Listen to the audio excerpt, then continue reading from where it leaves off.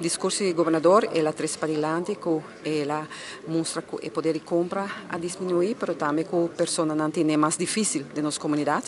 e isso aí nós está sentindo também todo dia e está bom que ela traz para adelante. Sin embargo, há falta de discurso mais é parte social, onde que está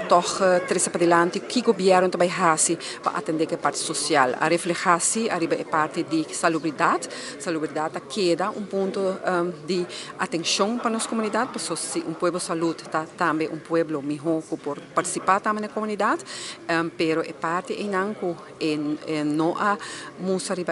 com para ajuda nos sendo mais de área social, esse aí governo está queda a trobe que não está dando nos bota bisa diferente alternativa não e me provisa também que ora que ela traz para adelante que nós mister tá pueblo onde que nós está luta para parte de bota bisa não usa a palavra solidariedade, pero toca bisa com integração de nós cidadãos não, me quer dizer tá ponto muito importante e que nós salvaguardar também nos direitos democráticos, se ela traz para adelante e me quer que isso aqui também tá algo que nós mister netamente no momento aqui que nós tem governo que está deixa a parte aqui está diz papia isso aqui, mas tem também o presidente do parlamento mencionar isso aqui que nós está unidos, nós mister sali para nós direito, sin embargo me quer que está em prática nós mister assim e me está contento sim que há